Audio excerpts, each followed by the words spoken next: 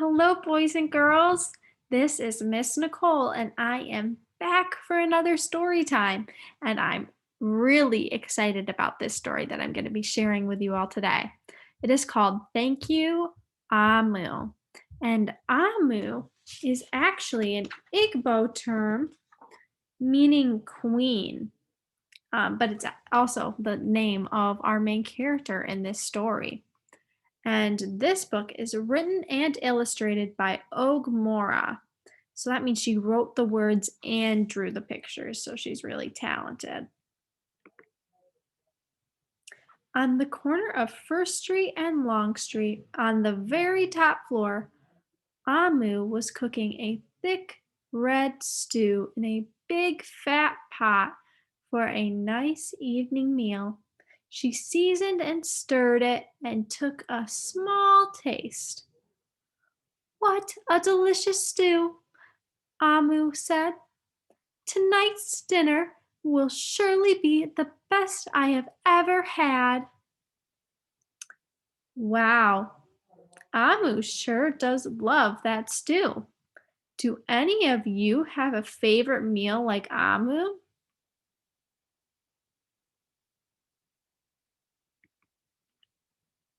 With that, Amu put down her spoon and went to read a book before supper.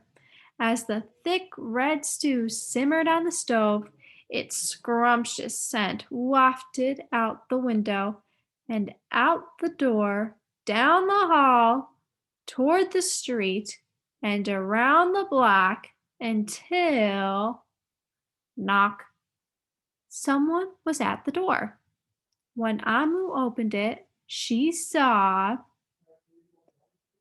Do you have any ideas of who she might have seen knocking on her door? I'll give you a hint. Look at the picture.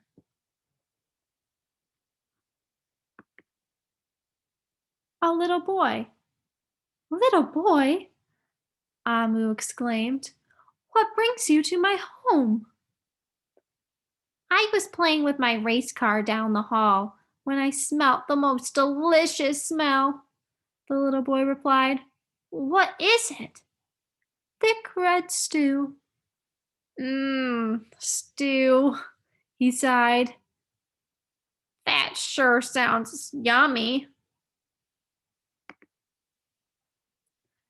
Amu thought for a moment. She was saving her stew for dinner, but she had made quite a bit. It would not hurt to share. Would you like some? The little boy nodded, and so Amu spooned out some thick red stew from the big fat pot for her nice evening meal. Thank you, Amu, the little boy said, and went on his way. With that, Amu closed the door and went back to her book. As she read, her thick red stew's scrumptious scent wafted out the window and out the door, down the hall, toward the street, and around the block until knock, knock. Someone was at the door. When Amu opened the door this time, she saw. Do you have any guesses or predictions of who was at Amu's door this time?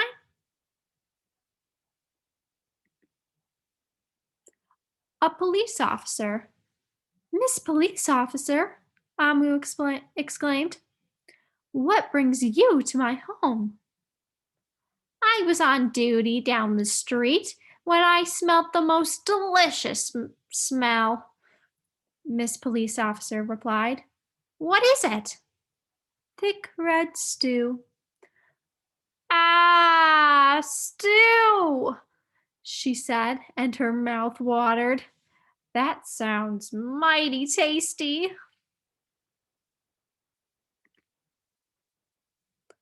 Amu thought for a moment. There was still enough to share. Would you like some? The police officer nodded. Once again, Amu spooned out some thick red stew from her big fat pot for her nice evening meal. Thank you, Amu, the officer said, and went on her way. And so, for the second time, Amu closed the door and went back to her book. Sure enough, as she read, her thick red stew's scrumptious scent wafted from the window and out the door, down the hall, toward the street, and around the block until knock, knock, knock. Again, someone was at Amu's door. This time, when she opened it, she saw. Who do you all think it is this time?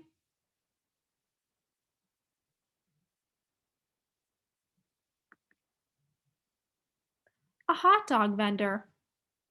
Mr. Hot Dog Vendor, Amu exclaimed. What brings you to my home? I was selling my hot dogs down the block when I smelt the most delicious smell, Mr. Hot Dog Vendor replied. What is it? Thick red stew. Oh, stew! The vendor licked his lips. That sounds quite delectable. Wow, that's a big word. Delectable. What do you all think delectable might mean?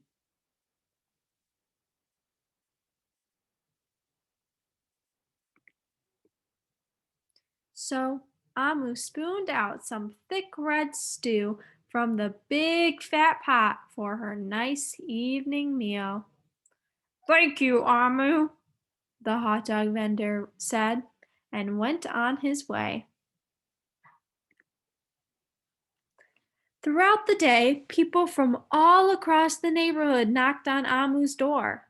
She fed a shop owner, a cab driver, a doctor, an actor, a lawyer, a dancer, a baker, an artist, a singer, an athlete, a bus driver, a construction worker, and even the mayor stopped by. And each time they knocked, Amu shared. Amu shared with a lot of people. Can anyone come up with a word you might use to describe someone who shares a lot?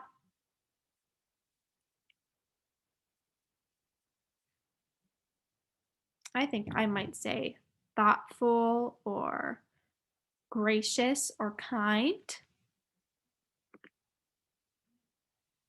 Soon the sky darkened, the streetlights brightened, and it was finally time for dinner.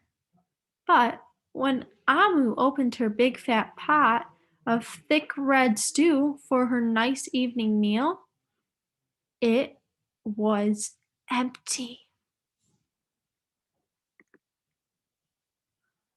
Amu sniffled. There goes the best dinner I ever had. Sorry and blue, she sat at the table with her empty pot until knock, knock, knock, knock, knock. Who could that be? Amu wondered. When she opened her door, she saw the little boy, the police officer, the hot dog vendor, the shop owner, the cab driver, the doctor, the actor, the lawyer, the dancer, the baker. Why, everyone she fed today was at her door. I'm sorry, everyone, Amu sighed. My thick red stew is all gone. I have nothing left to share. The little boy tugged on Amu's sleeve. Don't worry, Amu. We are not here to ask. We are here to give. The police officer carried in a fresh salad. The mayor entered with a roast chicken. The baker brought a collection of sweet goodies. Even the little boy presented Amu with something special in a shiny red envelope. Everyone who had knocked on Amu's door that day squeezed inside her tiny apartment, and together they ate, danced, and celebrated. While Amu's big fat pot of thick red stew was empty, her heart was full of happiness and love. That dinner was the best she had ever had. And then the card says, "Thank you, Amu." So, why do you think that was the best dinner Amu had ever had?